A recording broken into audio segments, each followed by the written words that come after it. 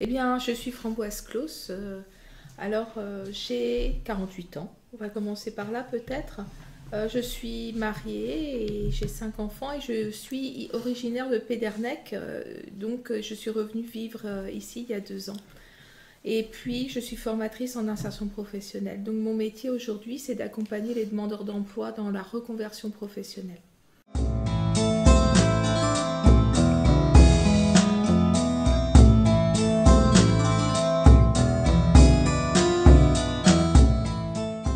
Au tout départ, je pense qu'il y avait que vraiment c'est un mouvement qui a fédéré très fort beaucoup de personnes. Et très vite, avec un peu l'analyse que je peux en avoir, mais qui n'est que la mienne, je crois que en fait, très vite le gouvernement a réagi. Et il a réagi brutalement. On le sait, hein, il y a eu des répressions fortes, rapides. Et je pense qu'une grande partie des personnes qui étaient présentes au départ ont certainement eu peur un peu des réactions du gouvernement également. Il y a eu une rupture aussi dans, enfin, l'énergie, en tout cas ce que porte le groupe hein, quand les Gilets jaunes se retrouvent. Au départ, il y avait, je trouve, c'était très porté par l'enthousiasme justement de prendre ce pouvoir-là et de récupérer cet espace-là. Et avec la violence qui a été du fait du gouvernement essentiellement, hein,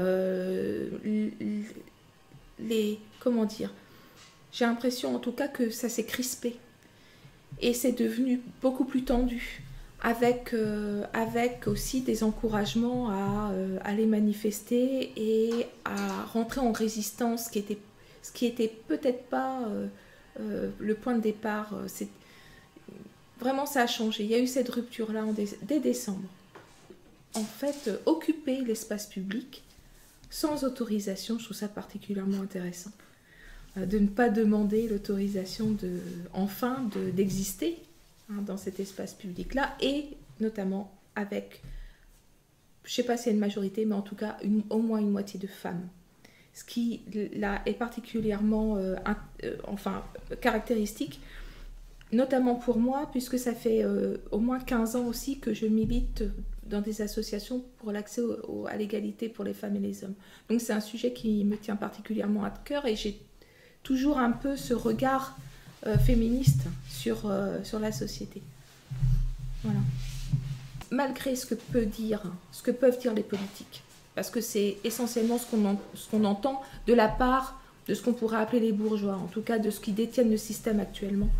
Le discours, en tout cas, qu'ils mènent, c'est de dire les personnes vont sur les ronds-points, les gilets jaunes descendent dans la rue, les citoyens descendent dans la rue, c'est pour eux, c'est pour leurs pommes. En fait, c'est pour savoir, est-ce que je vais avoir un peu plus de retraite par-ci, un petit peu plus d'allocation par-là, un petit peu plus de salaire par-ci. Et en fait, c'est totalement faux. C'est pour ça que ça mobilise, c'est parce que si aujourd'hui on est dans la rue, on est sur les ronds-points, on est dans des assemblées, c'est parce qu'on le fait pour la communauté dans son ensemble. C'est pas un mouvement égoïste. Et c'est peut-être un peu la différence qu'on peut avoir avec les mouvements syndicaux, qui sont très centrés sur la défense d'intérêts finalement particuliers, même si ce sont des... En tout cas, c'est par exemple la défense des droits des salariés de la SNCF, c'est la SNCF. Quand on descend dans la rue pour les retraites, c'est les retraites. Quand ce sont les étudiants, pour l'accès à l'université, par exemple, eh bien, c'est encore une partie de la population aujourd'hui, vraiment, ce mouvement-là. C'est un mouvement, je dirais que c'est le mouvement de l'humanité. C'est l'humanité qui se réveille. Et c'est particulièrement intéressant. Et c'est ça, quand l'humanité se réveille dans son ensemble, elle ne se réveille pas pour un petit bout, donc ça veut dire qu'on ne peut pas l'acheter non plus, avec des petits morceaux de rien du tout. Ouais. Est-ce que le mouvement des Gilets jaunes il traduit une sociologie particulière qu'on ne retrouvait pas avant? Alors, j'ai pu échanger sur ce sujet avec Monsieur Rozès, qui est président de CAP Sciences Po, justement. Et il disait que ça doit dater de à peu près 2 mois.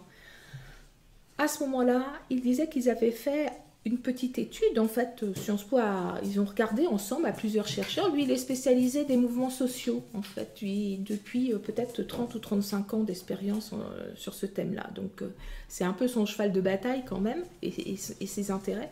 Et donc, ils ont regardé le mouvement, et ils se sont aperçus que c'était un mouvement qui avait exactement la même moyenne d'âge que la moyenne d'âge de la population française, c'est-à-dire 42 ans, ce qui est tout à fait exceptionnel. Et c'est vrai, des fois, alors certains journalistes vont nous dire « Oh bah écoutez, je comprends pas, vous n'avez pas beaucoup de jeunes. » Ben, en fait, on en a. D'ailleurs, j'en ai 2 en face de moi. Mais non seulement on en a, mais c'est-à-dire qu'on n'en a pas plus, effectivement, et on en a certainement moins que pour des manifs étudiantes, et on a peut-être un peu plus que pour des manifs pour les retraités, mais en tout cas, on en a certainement autant que dans la population française. Et certainement aussi au niveau représentativité des catégories socio-professionnelles. Donc, on a des indépendants. Il y a effectivement, on a dit des retraités, mais il y a des salariés. Et il y a des personnes aussi qui sont demandeurs d'emploi, qui sont minima sociaux. Il y a autant d'hommes et de femmes, ça on l'a dit, encore une fois, c'est absolument exceptionnel. Le seul, à mon avis, les seuls points qu'on ne va pas retrouver ici, eh bien, ça va être ceux qui bénéficient le plus du système actuel, en fait. Et ceux qu'on ne retrouve pas, ce sont les catégories des cadres supérieurs. Voilà. Mais bon, c'est étonnant.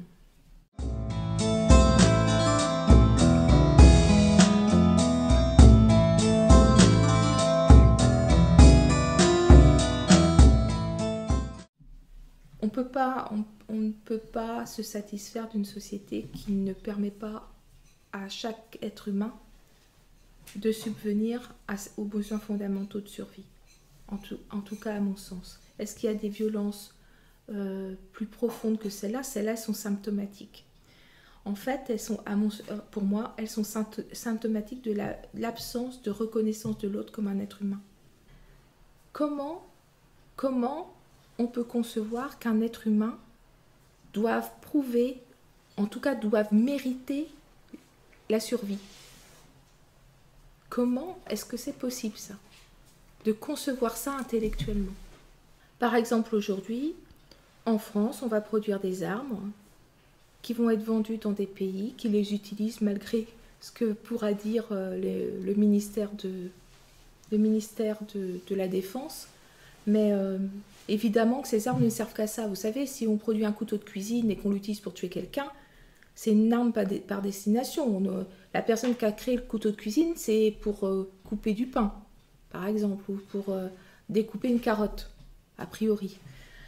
Quand on fabrique un fusil d'assaut, un FAMAS, puisque ça vient de Saint-Étienne, le seul objet du FAMAS, en fait, c'est de tuer les gens.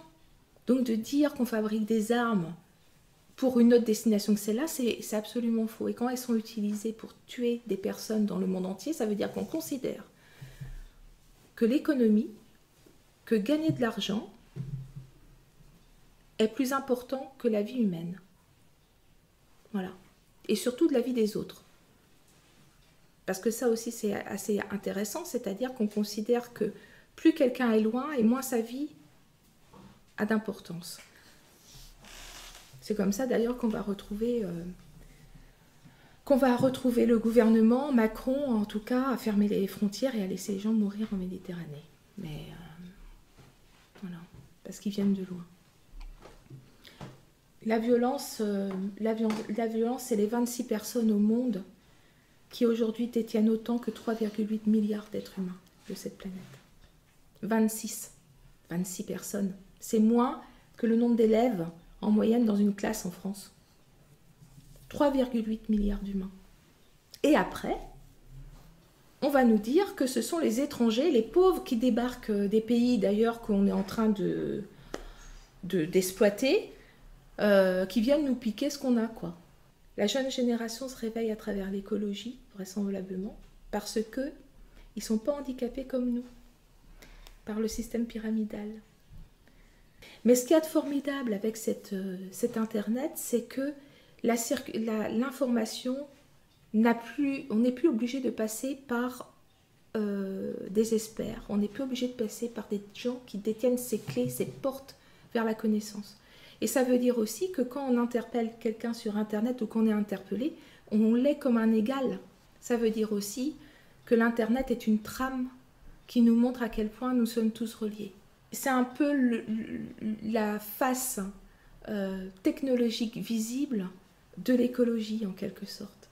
Parce que l'Internet relie l'ensemble de la planète, comme l'air nous relie tous, comme la terre nous relie tous, comme l'eau nous relie tous. Et ce qu'on ne voyait pas là, on arrive à changer notre regard aussi grâce à cette trame extraordinaire. Vraiment, c'est une grande chance, c'est vraiment une grande chance qui arrive là aujourd'hui.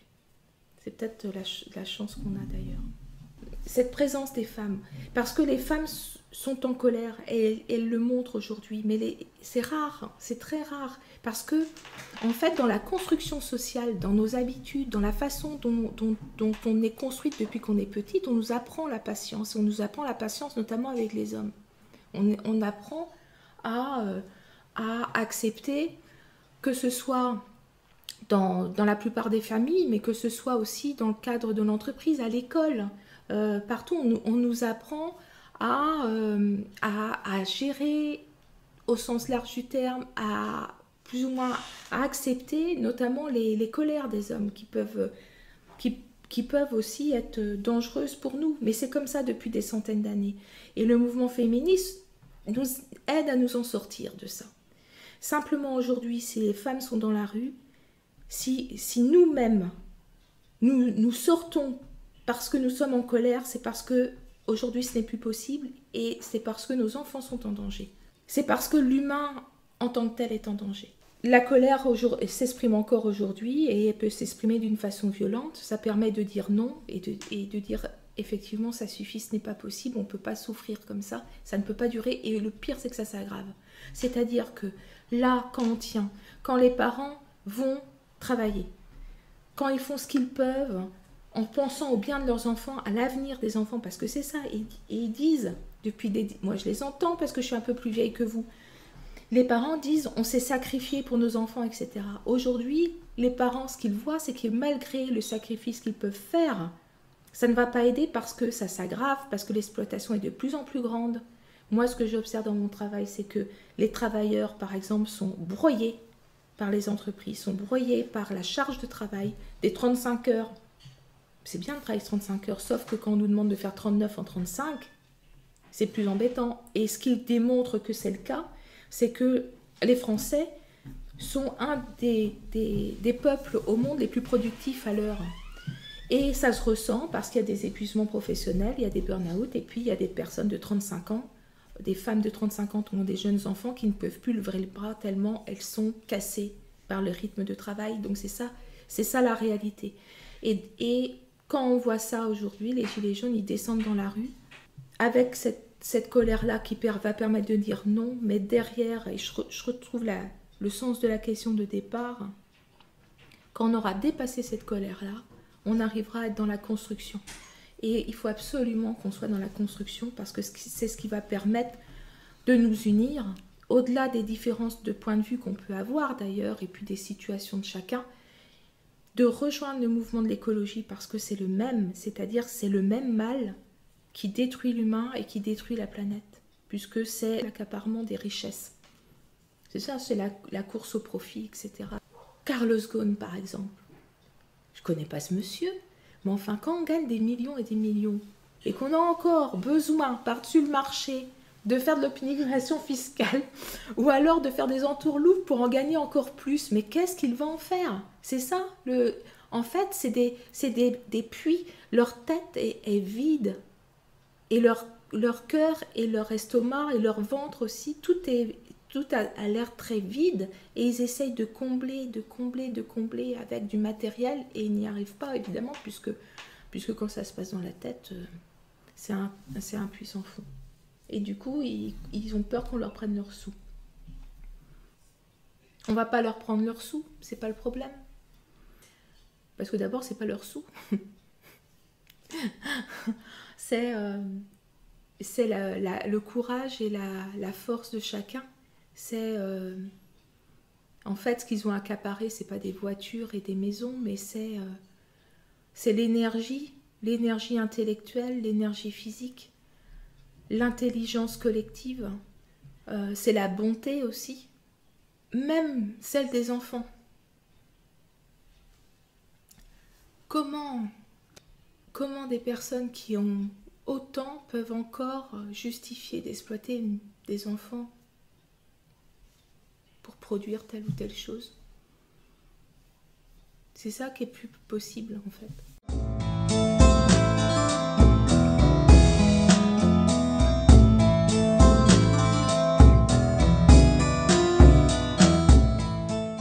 On ne sauvera pas la planète sans les gens, sans l'humain, et on ne sauvera pas l'humain sans la planète. De toute façon, on n'a que cette porte-là, une même porte en fait. Je crois que ce mouvement ne va pas s'arrêter. Je ne sais pas s'il va changer de forme ou pas, mais il ne va pas s'arrêter parce que s'il s'agit de la survie de l'humanité, mais de l'humanité, du cœur de l'humanité. Qui nous sommes, c'est un morceau de cette nature aussi, qui donne sans jamais demander en retour, et nous, c'est la même chose en fait. Et ça ne s'arrêtera pas parce qu'on est en train de se souvenir de qui nous sommes, justement. Ça ne peut être que maintenant, en fait. Le seul choix qu'on ait à chaque instant, c'est le choix de se définir dans l'instant présent. Parce qu'il n'y a pas d'autre instant. Et si on est dans des projets, que ce soit dans 2 ans, que ce soit dans 10 ans, dans 20 ans, ça n'arrive jamais. Il ne nous est jamais rien arrivé dans le passé, il n'arrive rien dans le futur. Tout ce qui nous arrive et tout ce qu'on vit, c'est dans l'instant présent. Donc, le seul choix qu'on a à faire, c'est le choix de nous définir dans cet instant-ci. L'erreur, peut-être, à ne pas faire, en tout cas aujourd'hui, c'est de croire que les solutions sont économiques. Parce que notre problème est économique. Un exemple concret. À la sortie de la Seconde Guerre mondiale, en 1945, le pays était complètement détruit. Tout était rasé. Qu'est-ce que la CGT et Croizat, là, le ministre, ont décidé de faire? Aussi le mouvement de la résistance, je crois, ils étaient ensemble. Au lendemain, à la fin de la guerre, ils ont décidé de construire la sécurité sociale. Ils ne se sont pas demandé s'ils avaient l'argent pour le faire, ou l'infrastructure. Ils ne se sont même pas demandé s'il y avait des gens compétents ou pas. Non, non, non. En fait, ils ont fait un choix de société. Ils ont dit, on sort de la guerre. Les gens ont souffert. Le pays est détruit. Qu'est-ce qu'on fait? Eh bien, on va faire en sorte qu'aujourd'hui, en France, dans notre pays, à partir de maintenant, les personnes pourront se soigner. Les personnes, quelles qu'elles soient, pourront avoir une protection sociale. Les personnes pourront avoir une retraite. C'est un choix, d'abord, de définir qui on est. C'est-à-dire qu'en sortant de la guerre, ils ont choisi la fraternité. Alors aujourd'hui, il faudrait peut-être éviter d'attendre qu'il y ait la guerre. Mais on peut, en cet instant, choisir de définir qui on est. Et à partir du moment où on définit ensemble qui on est quand même 7 milliards. On va pas me dire qu'à 7 milliards, on ne peut pas réussir quelque chose, quoi.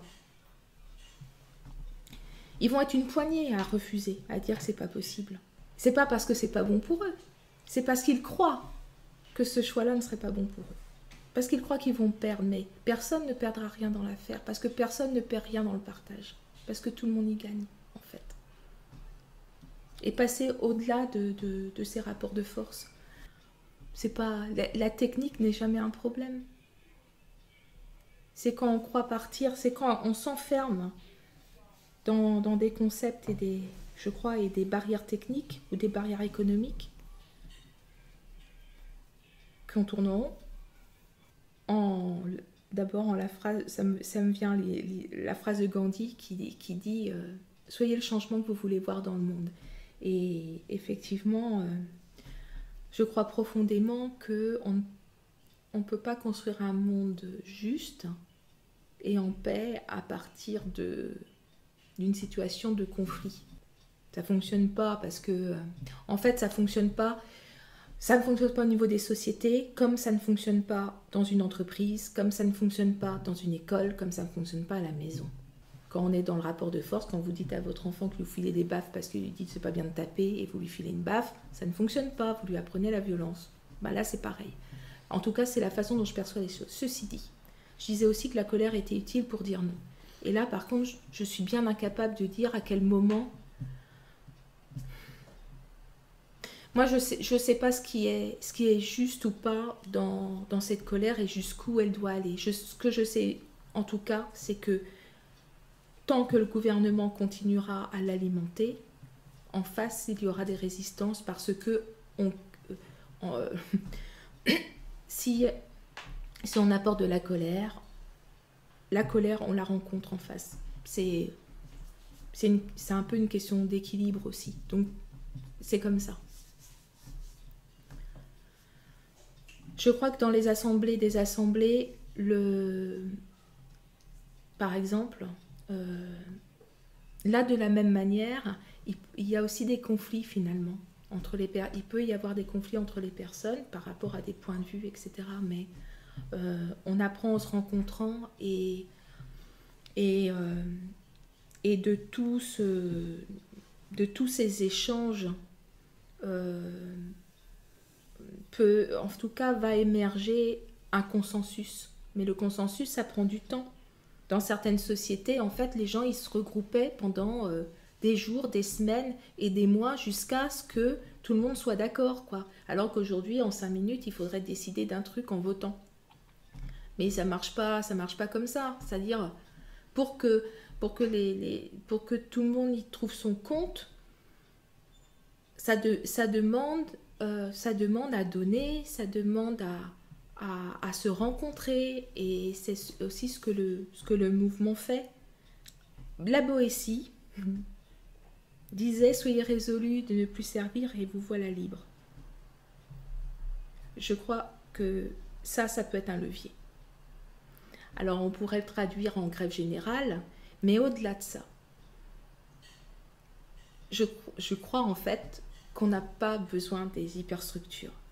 Nous, on a besoin de communauté, on a besoin de rencontres, on a besoin de faire société.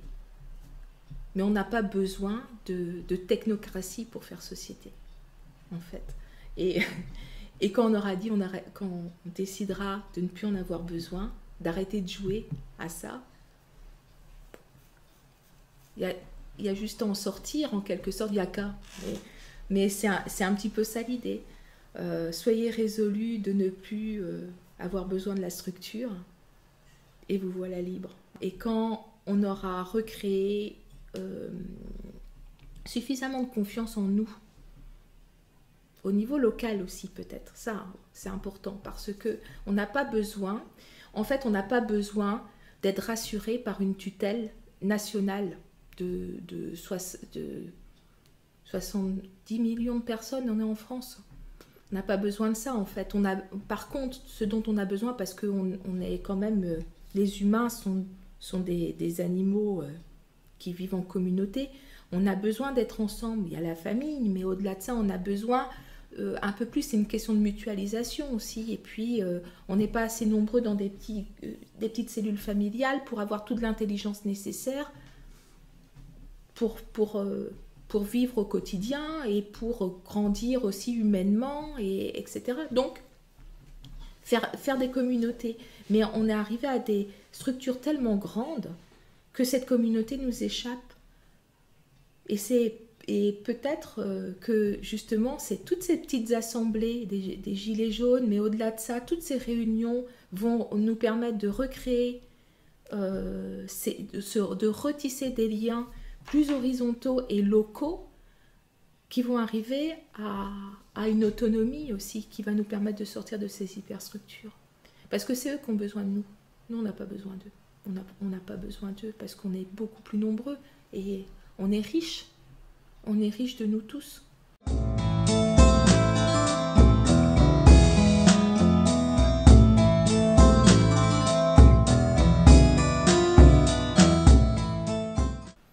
un message pour les mères, en fait. Les mamans, les mères, les grands-mères. Yann Arthus Bertrand m'avait dit, j'avais eu la chance de le rencontrer une fois, il m'avait dit, quand il avait fait son tour du monde pour faire son documentaire Human, il a interviewé des milliers de personnes, hommes et femmes, sur des questions essentielles en fait de la vie. Qu'est-ce que vous pensez du travail, du couple, de la famille, de l'amour, la mort, etc.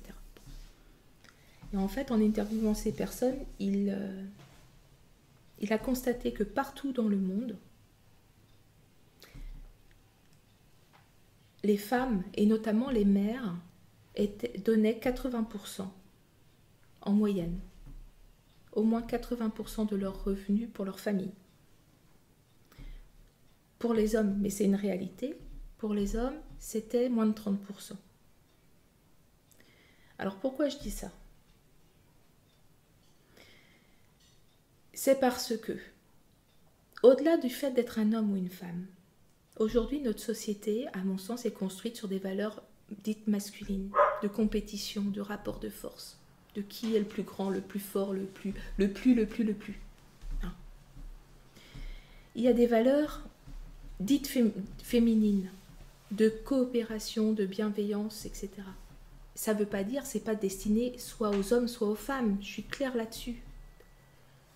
Il y a mon guerrier de Marie, là, par exemple, qui revendique clairement ses 50% de féminité et qui pleure en regardant des films qui font pleurer à la télé. Donc, c'est pas une question d'être un homme ou une femme. Simplement, c'est une question, en quelque sorte, de ces énergies-là. Notre société est coincée, c'est une société patriarcale et elle est effectivement coincée dans ses rapports de force et ses structures, le mental. Le mental. Ce qu'on a besoin aujourd'hui, c'est du cœur et c'est pour ça que je m'adresse aux mères. Parce que, malgré tout, en tant que femmes, nous sommes construites aussi pour porter davantage ces valeurs-là et nous y sommes plus sensibles. Et ce qu'on a besoin aujourd'hui, c'est de faire émerger cette dimension davantage d'humanité, de cœur, de bienveillance, de respect. Alors, je crois qu'aujourd'hui, c'est le moment pour les mères, les grands-mères, parce que c'est l'avenir des enfants et des petits-enfants qui se jouent, et des enfants des autres aussi. Des enfants des autres, c'est pas nos enfants, c'est les enfants des autres, parce que c'est pareil. Moi, mon enfant, il aurait pu naître du ventre d'une mère en Afrique. C'est ça, c'est le hasard qui nous fait naître là où on est. Nous devons nous lever ensemble. Si les mères se lèvent, c'est la moitié de l'humanité qui se lève.